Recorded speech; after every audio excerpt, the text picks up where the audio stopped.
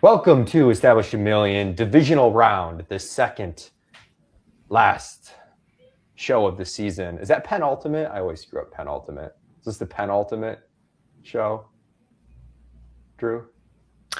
I was just going to leave you hanging on that one, Michael. You were leaving me hanging. I was like, Drew. Yeah, yes. Let's Second go with last. it.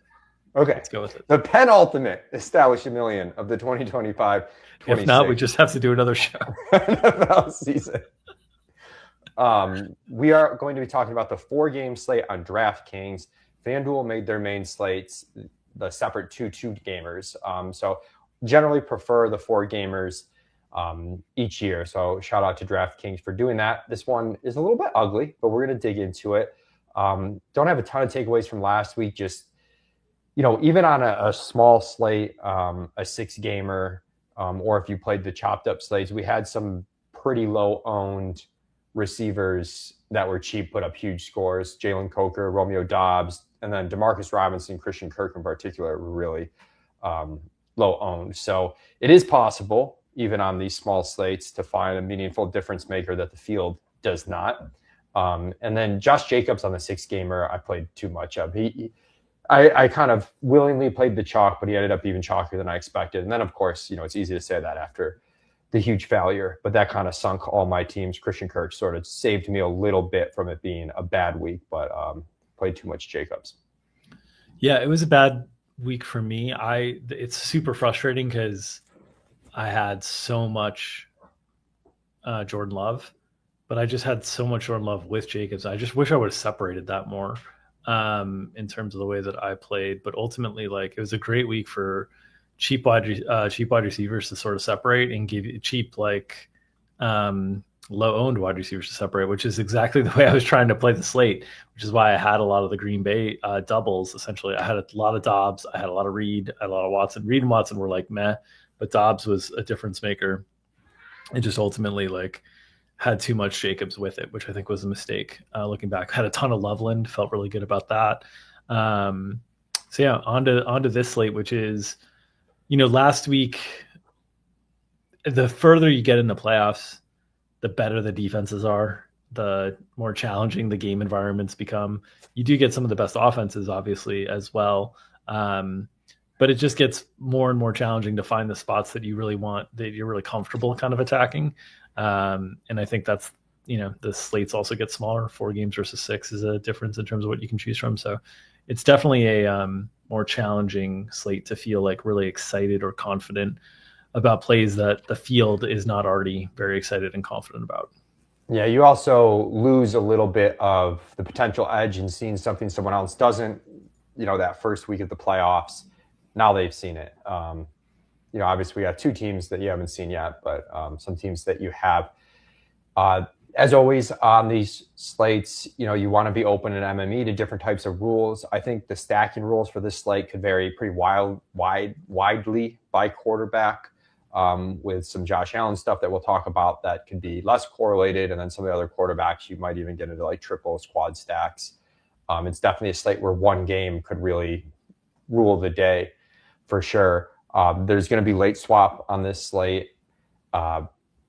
It's, a lot of times easier said than done. I think on this slate in particular, it might end up being a little bit challenging, but in smaller field stuff in particular, definitely paying attention to what your opponents are doing to kind of understand if you have a path to win or if you're blocked and, you need to make a swap to give yourself an out to win, or if you're just playing for a min cash at a certain point into the slate. The other note I had, just messing around with the Sims, getting a lot lower ROIs than I do quite often. And I think it is a little bit of a challenging slate. We're going to get into the expensive players being kind of like good chalk just because the mid-tier values aren't great. And a lot of the best values are cheap values around it. So if you do have a take, I mean, this is the time to pull it out and to kind of lean into that, with there being a little bit less of a sim edge, in my opinion, than usual. I also think, sometimes I'm the boring guy on the larger slates where I don't, like a certain low owned play, because it's if you get it wrong, there's a lot of opportunity cost. If you get it right, it might not still matter. But if you get, a very low owned cheap wide receiver right on the slate, it could make a huge difference. So I think, it's kind of okay to lean into that stuff a little bit more on a slate like this.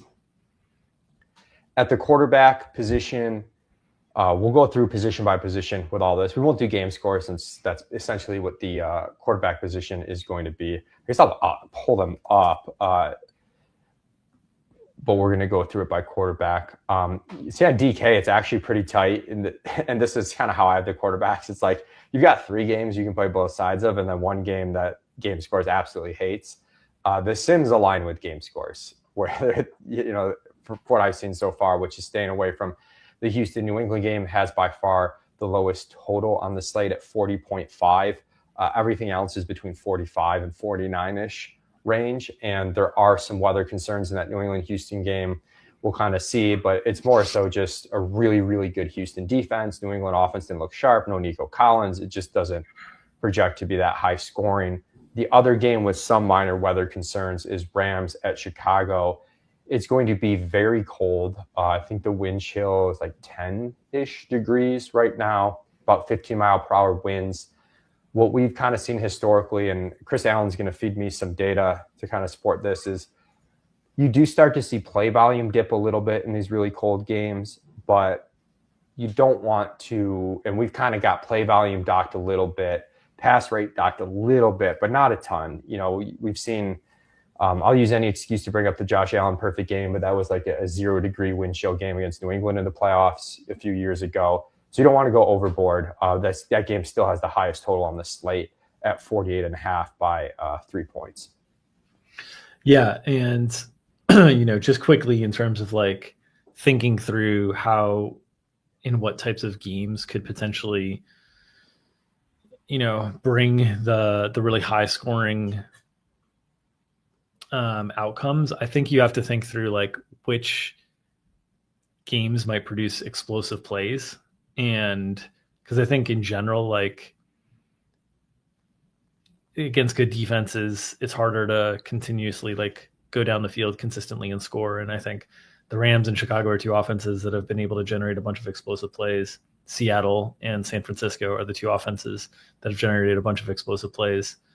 So like if I am thinking about game stacking type situations, I think the NFC side is more appealing than the AFC side. I do think if Stroud stuff gets low enough, that's interesting just because it's so cheap without Nico Collins there in terms of being able to potentially stack stuff.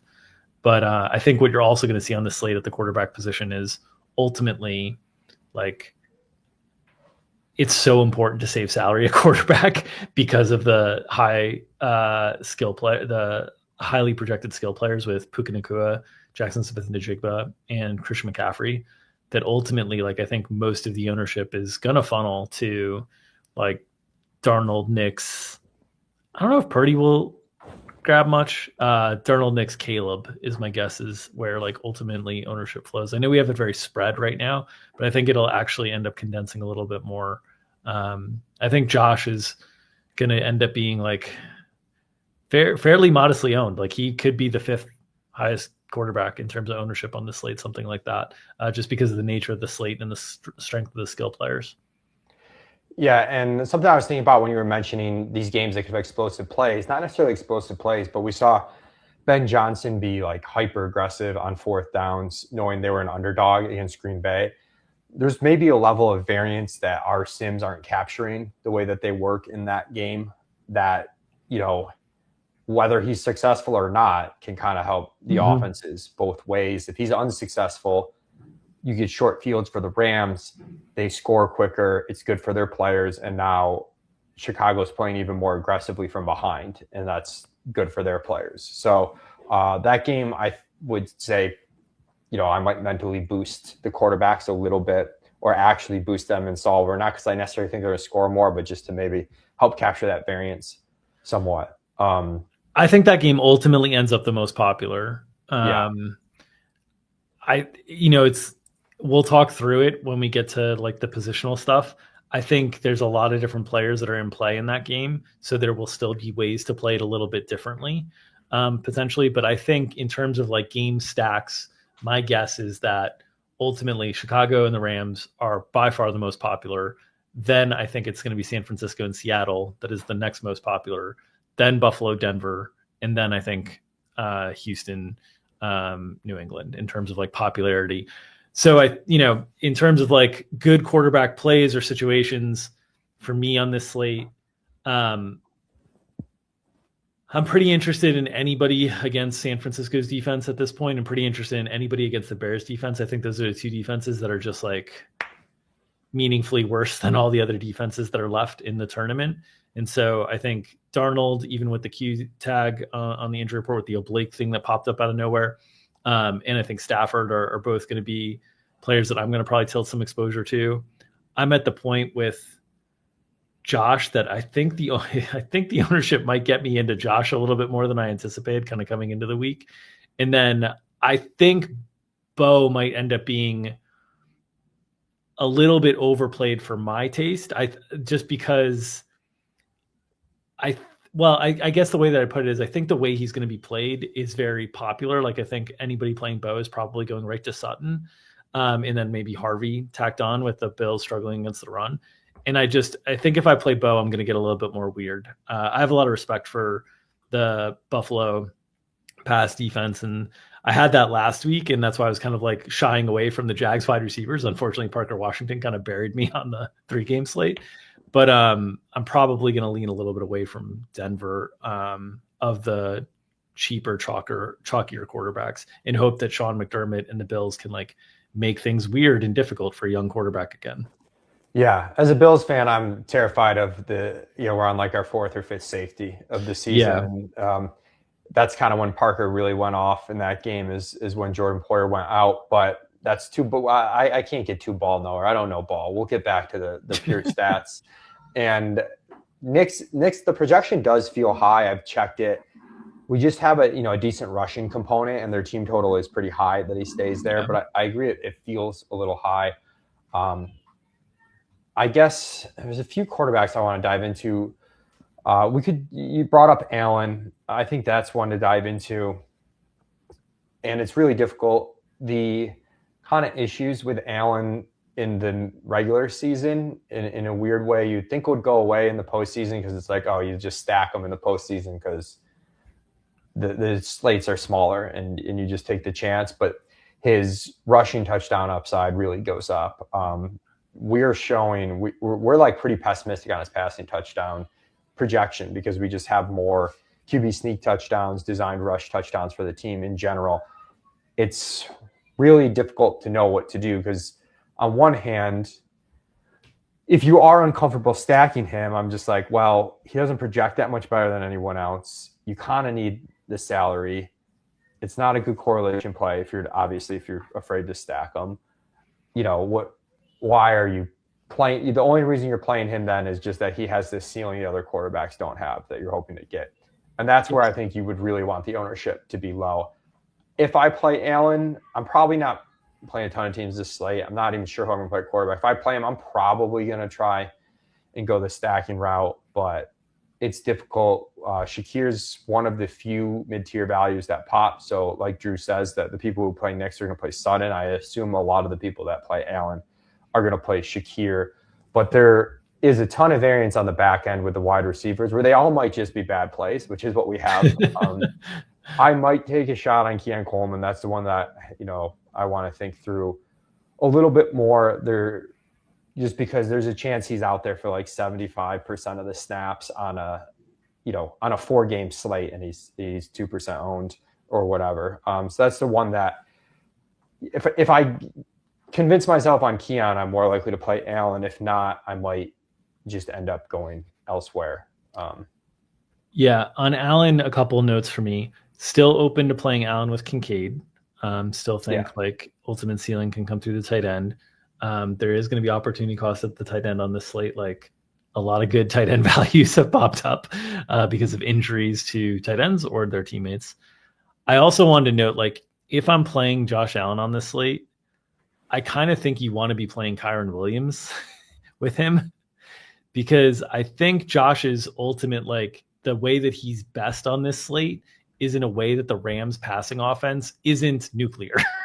Because if the Rams passing offense is nuclear, Josh is probably not outscoring Stafford by so much that the gap in the stack partners starts to really hit you in a big way. And because you're playing Josh, it's harder to get to like Puka, JSN, those types. So I would be trying to play Josh in a way that he is in some ways correlated against the higher priced receiving options on the slate, like anti-correlated with them. So his impact can be felt more.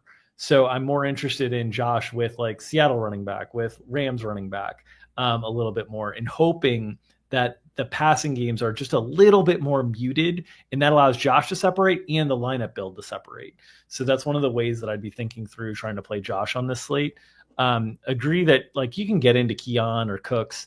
The one thing that I'll note is like it's all I've been the guy who has like given up on stacking Josh Allen. This is maybe the best week it's been because they're just out of bodies. So Right. they can't rotate 6 when they only have 4. So like Usually some Nicole Hardman plays 25% of the snaps along with Curtis Samuel. So like I think it's better to be able to like mess around with Josh stuff this week. But I think like a lot of my like I'm probably gonna MME the slate, and a lot of my Josh builds, I think you'll see that they would be naturally like a little bit more balanced because you can't afford 2 of CMC, Puka, JSN, and so I'm going to attack through the mid range a little bit more, and maybe that lands me on Shakir Kincaid. Maybe it lands me on one of the cheap receivers. I definitely want to play 2 of the cheap receivers. I'd limit myself to 1. I think I would. But yeah, I think my thoughts on Josh are that ultimately the best ways to play him are to try to hope that JSN and Puka are a little bit more muted on this slate. I think that's when Josh lineups have the most impact. There's the other thing with the Keon thing I meant to mention, and even Brandon Cooks, who we don't have for much ownership, but I could see that one maybe coming up a little bit more. It is the first game of the slate. If you figure out kind of a smart late swap strategy in a small field contest, that getting that information is helpful, but you're also running into, there's a lot of, with the Houston receiver situation, there's a lot of cheap wide receivers on this slate. So there's pros and cons to it. Very first game, very low ownership from guys that are probably going to be on the field a good bit with Josh Allen is the pros. The cons is they still don't project well, even with us having a tight rotation. And they actually got to score. Like they got to score. Oh, for sure. Yeah. You need a touchdown. Yeah. And there's opportunity cost. There's some cheap Broncos receivers. There's cheap Houston receivers. So there's opportunity cost. The other quarterback, you talked about the San Francisco-Seattle game, and Darnold's definitely a safer play there. If Purdy gets squeezed, I have some interest. Just kind of a gut take that I think the passer of expectation could be really high for them. They were plus 6% and plus 8% these last 2 weeks in must-win situations. They just really can't run the ball, and Seattle's run defense is really, really good. So I think I don't feel great about him having success, but I feel like if he does have the success, you're going to carry some pass catcher volume along with him. Now, the tough part is that pass catcher volume's a chalky CMC, so you have to find the second guy, which for me would be Juwan Jennings, maybe getting lost in the shuffle a little bit on the slate. Ricky Pearsall maybe muddying the DeMarcus Robinson type thing. You've got Tanji's at tight end as well, who is going to be the tight end chalk's hilarious, which we'll talk about when we get there. But a little bit of a take just that we could see a lot of pass volume from Purdy this week. I agree with you on that note. I think one of the things that's kind of tricky on the slate is one of the things that we love talking about with cheap quarterbacks is we love cheap quarterbacks when they are in offenses that can create explosive plays and they have like a big explosive play threat that can carry them along. Basically, like, I'm playing this cheap quarterback, but I'm really hoping their big time receiving option makes a big play that kind of carries their production along. And we just lost George Kittle and we just lost Nico Collins for CJ Stroud and Brock Purdy. And so it just makes it a little bit tougher to get excited about those guys, but it also condenses volume on like more inexpensive players, especially on the Texans side where pricing, was pretty much already out for this slate when they were playing on Monday night. So it sounds like you're more Purdy over Stroud, and the projections are certainly that way. I view it a little bit closer. but Purdy definitely still to me has the better like big play threats and the offense that like Shanahan's just a genius and like creates these opportunities for big plays. Like if you would have told me like the first play of the game last week was going attacking Quinion Mitchell with Demarcus Robinson and creating like a 60-yard play, I would have been like, yeah, get the hell out of here. But he doesn't care. And Seattle's corners are good. Their defense is very good, but like he finds ways. So I think I'm with you, but I don't mind the Stroud stuff. I actually like Stroud more than May, personally. And I think it's because with May, he's a little bit more expensive. He comes with stack options that I think are like similarly not as like fully clear as the CJ Stroud stuff, but they're all more expensive. And so the salary just kind of eats into your approach on the slate. So I think I like the Stroud stuff a little bit more. And I'm not surprisingly very into Caleb stuff this week because I do think that aggressiveness that you saw with the Bears last week is going to carry over. I just think Ben knows that the defense, like, it's hard to get stops for their defense against these really good offenses. I think they're going to continue to be very, very aggressive on fourth downs. Yeah, I like the Caleb stuff a good bit. We'll get more into it at wide receiver, but I think Luther Burden at ownership right now is a really, really strong play, which is part of the reason why I like the Caleb stuff. It's a tough slate to whittle down, though. Like I said, if you're running the Sims, you're going to get a lot of stuff that Sims not super high and pretty close one quarterback to another, unless you have a take and you're kind of bumping that projection and you see it. I'm a little bit worried about the total in New England, Houston. I think from like if I'm doing single entry, I might be off that game, but we'll kind of see how it develops. You certainly have the ability to get a cheap double with Stroud hitting in a big way with the absence of Nico Collins. And that is the game I'm more concerned about for weather, for what it's worth. Like I'm more concerned because I think the Rams-Bears game, yes, it's going to be very cold and it will probably be windy because it's Chicago. But those two offenses are so good at creating explosive plays. Like Houston probably needs reception volume to generate their path. And whether I'm more concerned about weather impacting reception volume than big plays is the way that I put it. Yeah, the other thing, the weather in the Chicago game, like it's going to be cold, but like there's no like, oh, we show up to this game and we're like, oh my God, this game's terrible. Like there's no risk of that. With this snow stuff, you know, there is a risk that if it comes at the wrong time with some wind, that it does mess with the game in a way that's kind of like pretty visually impactful. Let's go to running back.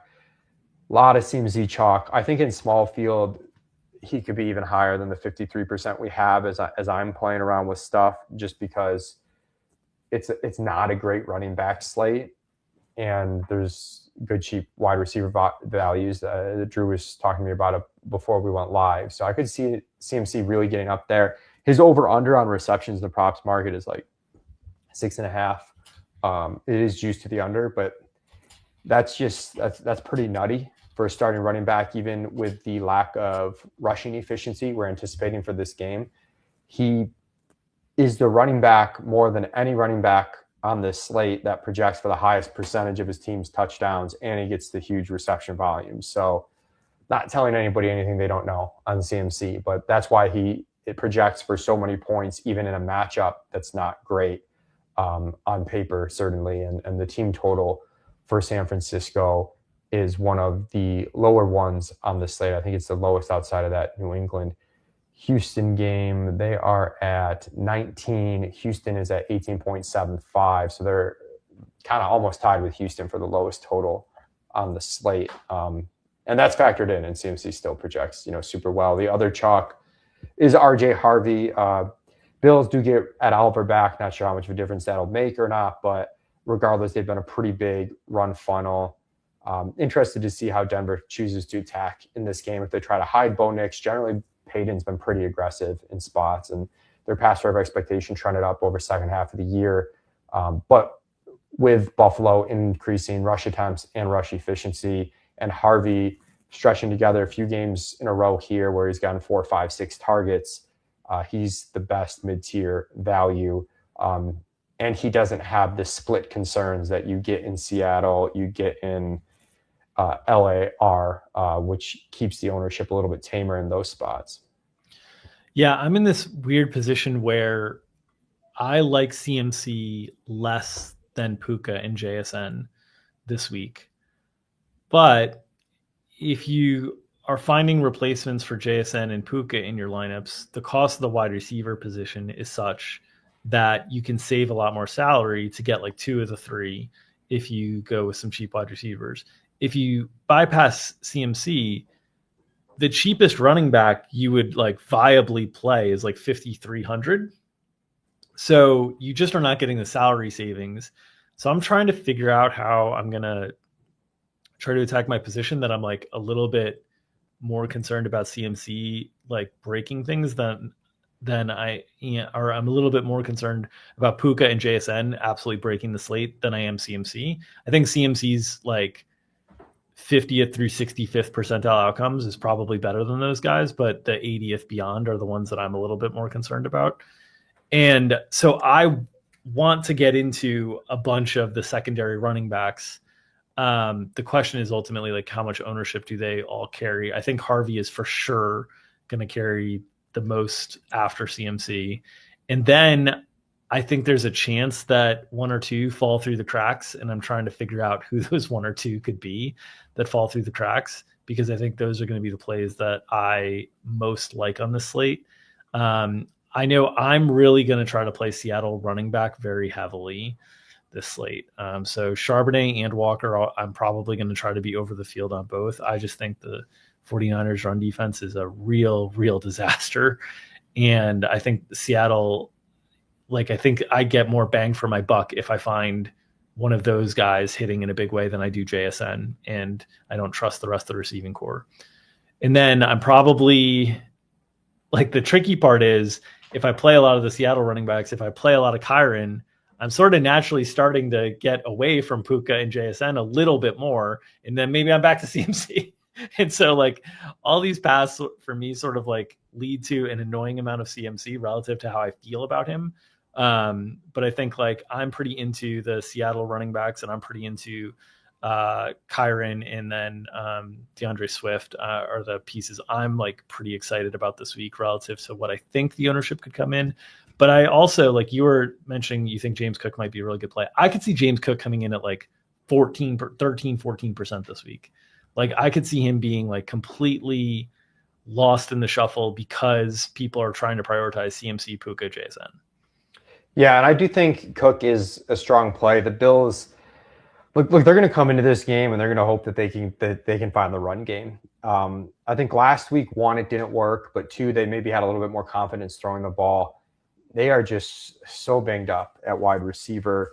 I think they're going to have to try and run a good bit. And it's possible if we get bad Bo Nix, they're in some advantageous positions. So I do like Cook. The playoff stuff, I think he gets hurt a little bit where he's going to lose some goal line rushing work to Allen. But ultimately, he is still a guy who can go for 102. And if you are playing the CMC failure, like you said, there's more wide receiver values to save money and whatnot. Going to James Cook and actually still spending at running back is potentially a way to do it. Not that you have to fade CMC if you use Cook, but that is a route. Adding some color on the Seattle running back situation, we have them projected pretty close. Charbonnet's gotten just straight up more work recently. And then with him having the better goal line role, he projects a little bit better than Kenneth Walker, even though we do have Walker for more explosiveness, a higher yards per carry. But that one's really tough to get right. The other important split situations, Kyren Williams and Blake Corum, where there were some hopes that maybe you'd see them lean into Kyren in big games. It just really hasn't come to fruition at all. That split has stayed sort of what it's been, which is essentially Kyren's going to run, double, triple the routes of Blake Corum. But they're essentially alternating drives with Kyren starting in the better position. So it's not unheard of to play Blake Corum on this slate. I want to do it in small field, and it is tough. A lot of times, if we like a running back like that, it's because the salary they offer gives you unique construction, which is a little bit tougher on the slate when we're saying like the cheap wide receivers are the better value. So him and Monangai, though, very cheap rushing efficiency plays. The other RB spots, I think Woody Marks can get a ton of volume, but the efficiency probably won't be like it was last week, and hasn't been utilized a ton in the passing game. So you're going to have to run into multiple touchdowns for the lowest team total on the slate. So not a ton of interest for me there. If I was MME, I'd probably at least leave a late swap light on for Travion Henderson. We didn't lean into that as much as we should have, and Dink was on this with them playing the vet over the rookie last week. But I do think we're now at the point where we probably can't project Henderson much worse than it is. So potentially that we've overswung, or just due to randomness, like there's just less of a downside to this projection, and we still have some big playability that you're somewhat interested in him as a late swap option. But yeah, it's a pretty gross running back position, top to bottom, given some of the split situations than some of the low totals elsewhere.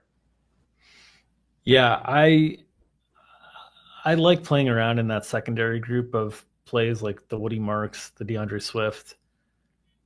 But it's, there's a lot of opportunity costs with their price tags relative to the cheaper receivers who are stepping into bigger roles.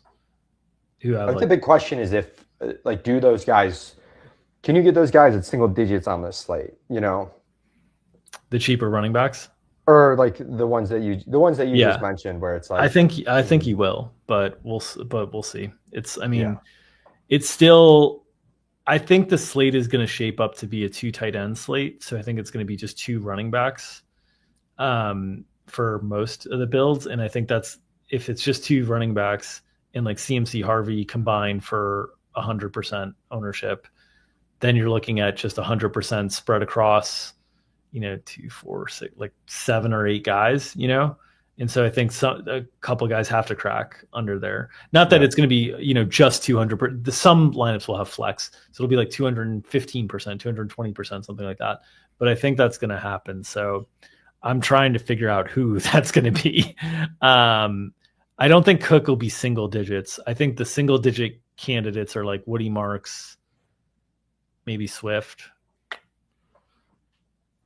I think it's interesting to start with Cook, and then if you get like a great performance, you can play a 2 tight end lineup. If you get him with like a decent performance, you could maybe potentially play a 3 running back lineup and still get access to one of those guys that maybe comes in at single digits, and hope that we get some tight end, chalk failure. If you're looking at like a couple swap iterations off a team that starts with Cook. Yeah. Let's go to receiver. Unless do you have any strong takes on like the LA backfield, or? I think I don't have strong takes on the LA backfield. I think Kyron, I think they're going to be under-owned relative to the attractiveness of the spot. So like, I'm probably going to be over the field on both. I'll probably have a little more Kyron, but I think I want to be overweight the Rams and the Seahawks backfields. Those are the ones that I'm like really, really, I just want to be overweight those backfields. I think the 2 run defenses in Chicago and San Francisco really have a lot to live up to in terms of the matchup. Okay, receiver, you can see expecting a lot of ownership onto JSN and Puka before it drops off a ton. And just affordable. It's quite easy on this slate to play 2 out of CMC, JSN, Puka. There's 2 tight end values that you can play. There's cheap wide receivers you can play. It's just not going to be that difficult for people to show up, which makes me do wonder in small field if even us at about 150% ownership on those 3 guys, if it gets a little bit closer to 175%. It might be like 175, 180. Yeah, I wouldn't be surprised there. So those are, the primary chalk plays. I prefer Puka to JSN. Just seeing JSN slow down a little bit second half of the year, and we've seen Puka, granted Adams has been out some games, but even with Adams in, find the end zone a little bit more consistently, and he's just such a monster. So I do like Puka a little bit better, but we'll see if the field ends up there. Right now we have JSN projected for more ownership. Any thoughts on, the chalk pieces here? I know you already talked through it relative to CMC a good bit. Yeah, I like both quite a bit. I mean, the Bears secondary has really, really struggled. It's talent-wise, it's where the majority of their talent is on defense, but both Jalen Johnson and Kyler Gordon have just been hurt all year, and have not looked like the same players that they were in past years. And then Puka, I mean, they seemed very intent with the way that they came out last week of being like, this is the playoffs. We're getting the ball in our best players' hands in as many unique and creative ways as possible. I know the production slowed in the second half of that game a little bit, and the Panthers have a very good secondary. Just generally, that's like a strength of their team.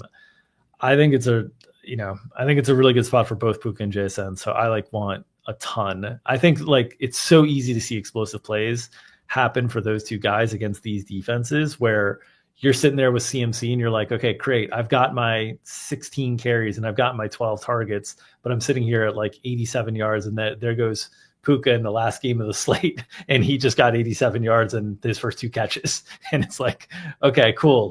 We're halfway through the first quarter and he's matched the yards. Now can he get the catches and stuff? I think there's just a real explosive element to this. And I think if you're not playing Puka, you should be into Devontae Adams. I think it's very unlikely the Rams offense doesn't produce a very good score from one of their top targets. They're very good at being condensed. The Bears aren't a team that is going to force you to spread it out because they don't take away number one options really well. So I think the Rams offense is one that you have to kind of have exposure to one of the big pieces.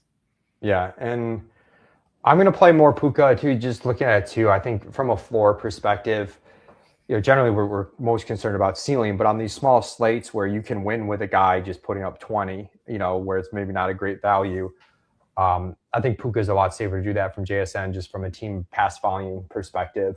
And Puka being able to get there without scoring. The target totals for him have just been absolutely nutty, the last second half of the season or so. I know we haven't had some Adams in there, but coming off the 18 target game in the wild card round against Carolina, that's just crazy amount of targets. But this mid-tier, not necessarily great. You've got Khalil Shakir carrying some ownership. We talked about Cortland Sutton. Diggs is kind of in this challenging game coming off a really poor performance. You've got, in terms of per dollar value, some other plays in Houston, Pat Bryant, that aren't that far behind. So you're going to see a lot of people go there. Houston with Nico Collins out. Nico got hurt a little bit later into that game than I had realized. So he had actually run 72% of the team's routes. He got hurt for good later in that game. Wow. Yeah. He got hurt very early in that game and I think was playing through that concussion when he got knocked out. But as far as giving us an indication, we still didn't see much Jalen Noel late in that game, which kind of makes sense, kind of have him more as the slot backup. And we have Christian Kirk well ahead of him. One of our big hits for projections last week was the Christian Kirk position.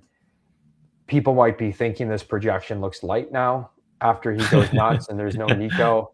A week away from probably thinking it was crazy, which is generally how this stuff goes. But if you look at the efficiency numbers, we do think Jaden Higgins provides a bit more upside. If I'm making the ceiling case for Christian Kirk, I think he's the one that is more likely to get 10-plus target game, just the way he operates and the vet there, good route runner. But they're good values across the board. Hutchinson played a lot, and he is cheaper, and it can make a difference on this slate. We've got all 3 of them owned. It's possible we see more Noel. I don't think it happens. It is one of those things where, if it were to happen and you got it right, it could mean a ton on this slate, but I don't think I'm going to play it personally. Yeah, I'm in agreement with you. I do think I think Christian Gonzalez isn't going to follow anybody. He's not on the injury report he was recovering from a concussion as well. I think he's more likely to see more of Higgins. So I think it's a slightly better matchup for Kirk, but I think Higgins is a better player is the way that I view it. So I keep going back and forth on this. I think my ultimate answer is probably going to be Dalton Schultz. Just play a lot more Dalton Schultz. But I think Hutchinson does not go owned. And I think he's just he's not the name that people are going to think they're Higgins is the rookie that should be ascending, that has some big play potential. I will note his big play potential is contested catch big play potential, or it's not like run away from the Yeah. defense big play potential. I don't love that as much in conditions. I will say I like the run away from the defense big play potential and conditions a little bit more. So that's where, like, if Noel was on the field, I'd be like, oh, okay, cool. I think that favors Kirk a little bit. Hutchinson is similar to Higgins, so like, but I just don't think anybody's going to go there. So, yeah, it's tricky with the Texans wide receivers. I think I'd give Kirk a slight edge right now. Oops. I mentioned Luther Burden. Him, Jawan Jennings are two plays that I really like. If there's a chance they get squeezed where they're behind in value of the cheap plays, and then there's other mid-tier plays that are going to be chalkier. And these are two guys that I could see in somewhat uncertain, target distribution spots. These guys be undervalued a little bit or maybe underprojected by us. So those are two guys that I'm really interested on this slate at ownership right now. If these ownerships are right, or even if there's any chance they come in a little bit lighter, those are the type of plays I think you're not giving up a ton in projection. I can make ceiling cases for, and for a 4-gamer where there's not a ton of options, to get them at 10 to 15%, I'm definitely intrigued. Yeah, with you quite a bit. Burden, I was really surprised at the number of routes that Rome Odunze ran last week. I think some of that was influenced by Burden had a terrible mistake on one of the first drives of the game where he was lined up wrong. Caleb tried to get him to the right side to get lined up, and then he ran the wrong route on a 4th down. It ended up being an interception that the Bears were happy it was an interception as opposed to an incompletion because it saved them 30 yards of field position. But Caleb was just chewing out Burden basically on the way to the sidelines. And I think they were just more confident in Rome, and DJ Moore being in the right places. And I think Rome ended up getting extended a little bit more than they probably anticipated. Luther also came back and made some great blocks. He made a huge block on the Monungai catch that was a 3rd or 4th down conversion that got them deep in the red zone. Obviously he was the play fake on the DJ Moore touchdown to him. His explosiveness as a player is just so, I think they need him. And so I think what might have happened last week is he might have lost a little bit of route participation because he made a mistake in game and got yelled at. And I think that'll be water under the bridge in terms of preparation for this game. So I think Burden might be a little bit, people might be a little bit, look at the data and be like, oh, Rome played a lot more than we expected. Rome's technically questionable, but he said he's playing this week. It's another week removed. I don't think Rome's getting healthier playing on this thing. I think he needs lots of time off to actually be healthy enough to play through a foot fracture or foot sprain. So I'm with you on Burden. And then Jawan obviously is the potential to be the alpha for San Francisco, especially if Pearsall's down. And it sounds like even if Pearsall's up, he's very limited. So I total agreement on those two in the mid-tier. I think, Diggs, I think, should run enough routes where he avoids Stingley, but it's a very, very good defense in general. And he's going to carry ownership. I think I was hoping maybe Pat Bryant would be a little sneaky, but it seems like the field is clearly projecting him ahead of Troy Franklin now. I could see a Marvin Mims drawn up splash play. Mm-hmm. So for large field stuff, I could see that. I'm going to take some shots on Shaheed in large field stuff, and I'm going to play some Cooper Kupp. Kupp's been on the field a lot more than Shaheed. I just think the San Francisco defense is so bad that anybody can generate explosives against them, except maybe the Eagles, who are running the same 5 plays every set of series. But I'm going to take shots on Seattle in all ways. Running backs, wide receivers. I like the running backs more, but Shaheed at 1% in large field, I'm going to play some of and hope that he finally connects on a deep ball. And because he's out there enough, he's not out there as much as he's out there enough for sure. Yeah. I was looking at the routes, and Kupp's just running 70% of routes each week, to 80, 70 to 80. But we did get Shaheed out there for 60% of routes in the Week 18 game against San Francisco.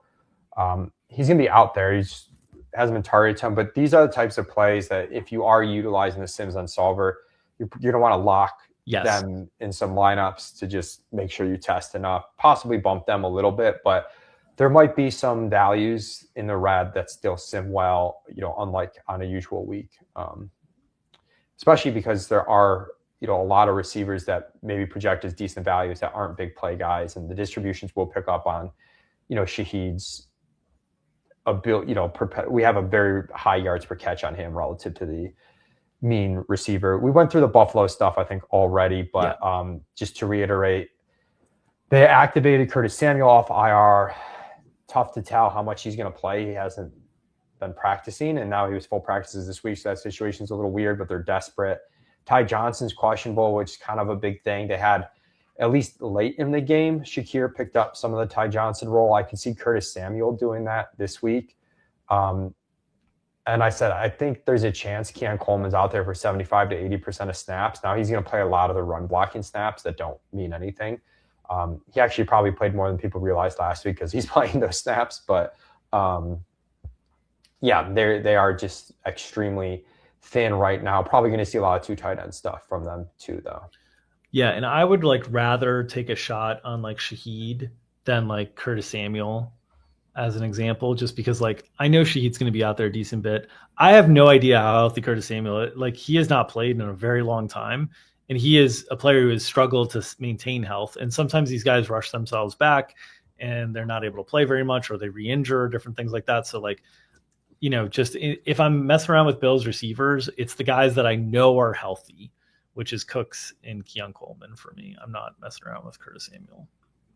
Let's go to tight end. I had a note in our outline about if you had told us, it's week 17, or not week 17, oh my God, week 20, and the tight end chalk in the divisional round of the playoffs is A.J. Barner, Jake Tonges, and Dalton Schultz, and also Colston Loveland. You might have believed Colston Loveland. You could have maybe seen that one. But the other 3, especially the trajectory of things were going with Schultz. I know he was the starting tight end to start the year, but pretty wild stuff that's where we're at. And you can see on the ownership projections there, about 20%, at least 15% on all 4 of those guys. Barner is getting pulled up by the high team total, the efficient passing game, a lot of stuff Drew's been talking about that's positive for Seattle.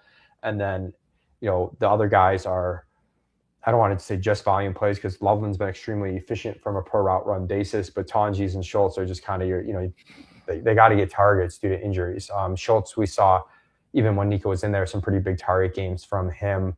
I know last week wasn't the best game for him, but as Drew said, that's probably the safest spot to go to on Houston, and he does have our highest projection among, even if you included the wide receivers with the tight ends there. Yeah, I do think this is where Kincaid information is very helpful and interesting. If you can get Kincaid right in the first game of the slate, you right in a way that is 20 or something like that, right? You have now given yourself a lot of cushion against this Tonja Schultz group that you can be okay, cool. I don't necessarily need to play that group. I can chalk up the wide receiver spot, and I've got this big edge on the field at tight end. So I'm probably going to get into Kincaid a decent bit. I think Higbee is phenomenal. Higbee and Parkinson, just any Stafford stuff that I'm playing is probably having those guys tacked on, and hoping that I run into the touchdown efficiency. Those guys are in they're splitting routes, and Ferguson's going to be back in the mix this week. So now there's 3 tight ends that you have to figure out. But man, the Bears are very vulnerable. That's one of the things that Green Bay didn't have. They didn't have a tight end to really challenge the Bears, but the Bears are very vulnerable to that middle of the field stuff. So I think they're really good as contrarian plays. And then Loveland, I think at this point, Loveland's floor is so good that I don't think he can hurt you too much unless he got hurt or something like that. He's the number 1 receiving option in that offense, and he's a mismatch creator, and they are going to feature him week in and week out. So I think Loveland is really solid. I think Tonjes is the most vulnerable of the chalk tight end pieces, and that's where I'm getting into Higbee a little bit as pivots from Tonjes. And I think Schultz is pretty solid. Barner, I think Barner's okay, but the thing is you're fading tush push stuff with Barner as well. There's a lot of different outs that he has because of the way that he's utilized. He's the most And then touchdown dependent of yeah, the yeah. And then I like I think Henry and Kincaid are really strong as well. I'm not as excited about like Ingram, but you could talk me into it. I really like Higbee and Parkinson a good bit for the tight Yeah, I end. think there's But a chance we see the routes come up for them. We had Parkinson 54%, Higby 47%. But a lot of Xavier Smith routes, extra receiver stuff with that game, the way it went. To talk about the aggressiveness of Chicago, like if that backfires and you get these short fields for LA, I mean, you can see the play action to the tight end and these heavy sets and advantageous field position spots in this game. So I'm with you on that one. It's really tough to discern between those two. I really think it's kind of a coin flip between those two. I wish I felt better about the Kincaid health. It's just yeah, crazy. They had him play week 18. He looked great, and now he's on the injury report again, limited practice, all 3 days. But I agree with it's probably risk worth taking with it being early and getting some information, especially if you can construct a roster in a way where that makes the most sense. Dawson Knox and some MME stuff's probably fine to play. Tacked onto some Allen things, and just maybe not even playing an actual wide receiver from Buffalo. yeah. I'm in agreement with the Knox call as well. I will say like the tight end pool is like I'm not going beyond Knox. I'm not messing around with like Stover, Hooper, or Saubert this week. I don't think. Maybe I Hooper, think probably not. the MMEs, the Higby Yeah, Parkins and stuff for MME is really yeah, interesting. really good to me. I think they're really good. I mean, I think they're fine for small field too, to be clear. It just, I think for MME in particular, those ownerships on this small of a slate just look way too low to me. But because there's enough other tight end chalk, I do think they legitimately might be that low. Yeah, The defenses on this slate, Seattle, we have with the best value projection, but we have them all projected pretty tight. We have it somewhat spread out. We have Seattle with the highest projected ownership. I think that makes sense. The two defenses we have projected for more raw points are in that New England-Houston game. They come with higher tags. I could maybe see the Houston defense higher owned than we have it, just coming off such a dominating performance, and the total is so low, and there's some weather stuff, and Drake May was kind of back to his old sack taking self last week against the Chargers. So I could see the Texans ownership coming up. I do think it's somewhat interesting to play Harvey with Broncos or Cook with Bills early, and possibly get decent ownerships there. That I could see a situation where if Denver's a little stubborn and they try and throw more than they should, that Knicks could get himself into trouble in this game, especially if they get behind. But the flip side is if they're going to run and run successfully and Buffalo gets behind, we could see Allen take more sacks than he usually does. That's something he's taken a lot of this year relative to the past couple of seasons. So I really think both sides of this game are in play. I'm with you there. I'm trying to figure out like how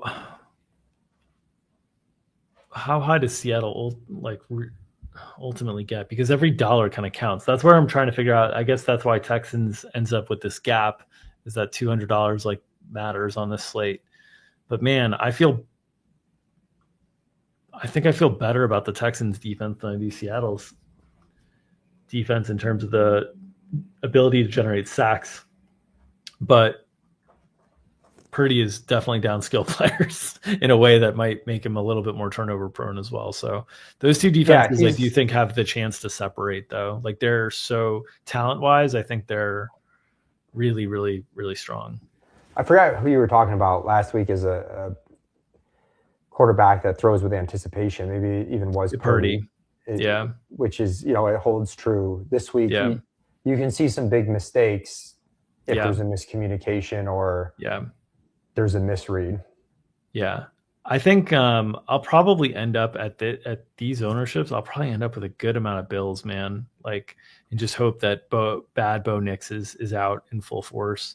I don't think I'm going to play the 49ers defense to me is more like, I guess with Darnold anything can happen, but I don't want to play the cheapest chalk defense just to get the salary relief. I think I want to try to find. I think I can better create salary relief at other positions and like not seed as much upside. I think I'm seeding a lot of upside with the 49ers or a Bears defense this week personally.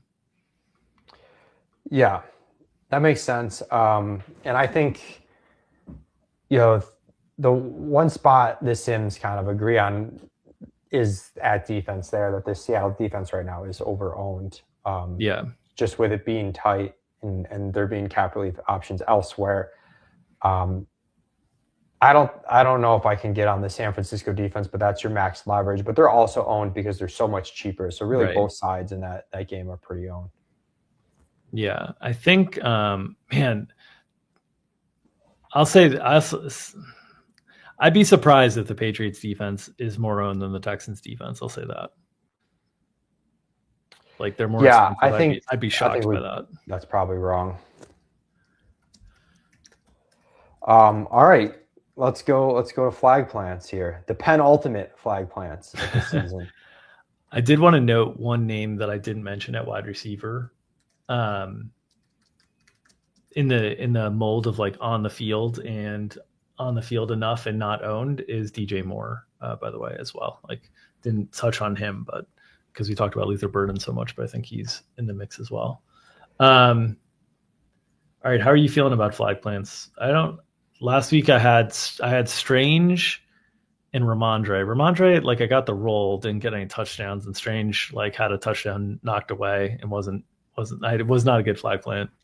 I don't even remember my flag plant. You did a quarterback. Did you go Jordan? Did Josh Allen? Oh, you did Josh Allen. I went out with Josh Allen. I forgot what my first one was, though. Probably not a good one. I'll check the notes that we didn't have last week. Yeah, not there. These weeks are too long for me. I don't even remember who I flagged. Sometimes by game time, I'm like, who was my flag plant? But I've got one if you would like me to go first. Go for it. I'll stick with the homer pick. I like James Cook with the Bills defense early. Get that early information. Take a chance that Cook really squeezes. I don't know if it happens, but I think it's at least possible. I think it's unlikely he steams, just because a lot of people on CMC and Harvey, you don't play the Harvey chalk in this situation, and right away you're pretty different. And I think there's a wide enough range of outcomes that you could get a big win that like really kind of impacts the way you play the rest of the slate, especially because you don't need to be filling out a ton of Bills Denver players. You could have just the Cook Bills defense start and then clean from there. Yeah, I like that idea. I'm gonna go at running back too. I'm just debating which Seattle running back to plant, and picking the Seattle running back is difficult on these weeks. I really do I think Charbonnet is the one I'm going to end up going with. I just think he's the more trusted guy in San Francisco. Lets efficiency versus everybody. So I'm going to go with Charbonnet. I think Walker's a very good play too.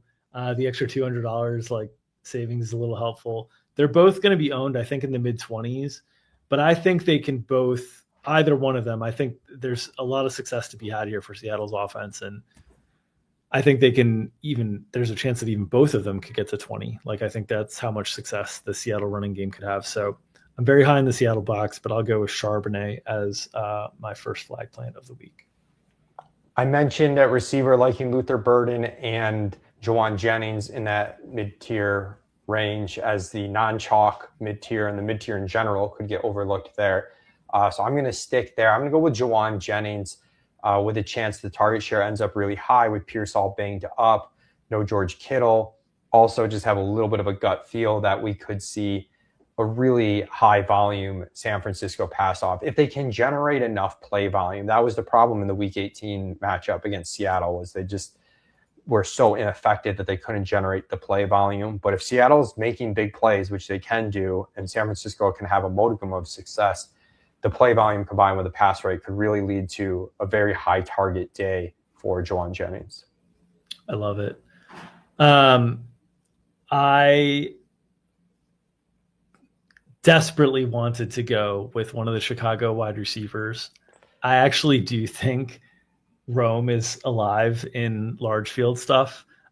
because the secondary and the plays down the field are where you can beat the Rams. But I have too much on the line. I can't possibly curse them.